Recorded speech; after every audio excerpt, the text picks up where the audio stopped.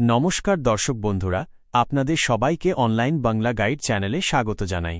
বন্ধুরা, ভারতের কোটি কোটি মানুষ যারা ন্যাশনাল পেনশন সিস্টেম এনপিএস, অটল পেনশন যোজনা এপিওয়াই এবং ইউনিফাইড পেনশন স্কিম ইউপিএসে বিনিয়োগ করেছেন, তাদের জন্য একটি বড় খবর সামনে এসেছে।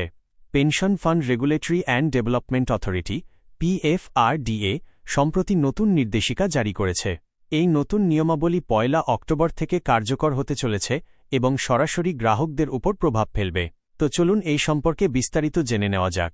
মূলত নতুন নিয়মগুলির কেন্দ্রবিন্দু হল central record keeping agency CRS, যাদের কাজ গ্রাহকদের অ্যাকাউন্ট খোলা, পরিচালনা করা এবং সব তথ্য রেকর্ড রাখা।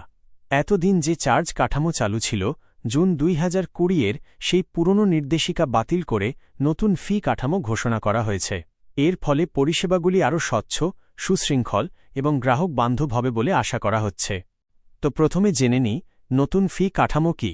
পিএফআরডিএ নতুন গাইডলাইন অনুযায়ী সিআরএস এখন থেকে নির্দিষ্ট হারে পরিষেবা ফি ধার্য করবে।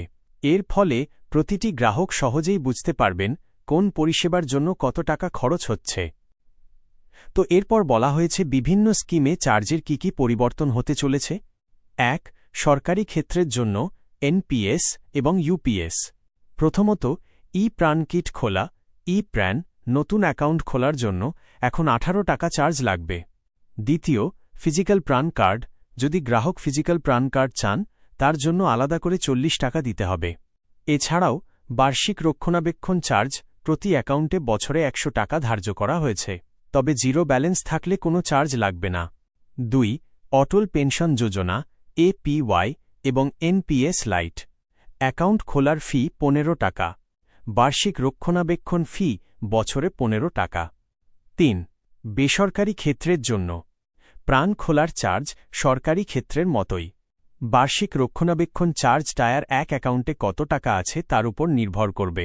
জিরো ব্যালেন্সে কোনো চার্জ লাগবে না। এছাড়াও 50 লক্ষ টাকার বেশি ব্যালেন্স সর্বোচ্চ 500 টাকা পর্যন্ত চার্জ হতে পারে। একটি বড় স্বস্তির খবর রয়েছে, সেটা জেনে নিন। গ্রাহকদের জন্য সুখবর হল লেনদেন ফি, ট্রানজ্যাকশন ফি একেবারেই নেওয়া হবে না। অর্থাৎ আপনি যত খুশি লেনদেন করুন, কোনো অতিরিক্ত টাকা দিতে হবে না। এছাড়াও গ্রাহকদের জন্য গুরুত্বপূর্ণ কিছু তথ্য রয়েছে, সেগুলো জেনে নিন। 1. সর্বোচ্চ চার্জ। পিএফআরডিএ যে চার্জ নির্ধারণ করেছে সেটিই সর্বোচ্চ সীমা। সিআরএস চাইলে এর চেয়ে কম চার্জও নিতে পারবে। 2. স্বচ্ছতা। প্রতিটি সিআরএকে তাদের ওয়েবসাইট এবং মোবাইল অ্যাপে এই নতুন ফি কাঠামো স্পষ্টভাবে জানাতে হবে। 3. ভবিষ্যতের পরিষেবা। ভবিষ্যতে যদি কোনো নতুন পরিষেবা চালু হয়, তবে তার মূল্য নির্ধারণ করা হবে পিএফআরডিএ এর অনুমোদন নিয়ে। তো এরপর কি বলা হয়েছে জেনে নিন। এই পরিবর্তনের ফলে কী ধরনের প্রভাব পড়বে সেই সম্পর্কে বলা হয়েছে। এই নতুন ফি কাঠামো চালু হলে গ্রাহকরা একদিকে যেমন পরিষেবা চার্জ সম্পর্কে পরিষ্কার ধারণা পাবেন, অন্যদিকে পুরো ব্যবস্থাটিও হবে আরও স্বচ্ছ। সরকার এবং পিএফআরডিএ এর আশা, এর ফলে কোটি কোটি পেনশন গ্রাহক উপকৃত হবেন। যারা ইতিমধ্যেই এনপিএস, এপিওয়াই বা ইউপিএসে বিনিয়োগ করেছেন, তাদের এই পরিবর্তনগুলি জানা অত্যন্ত জরুরি।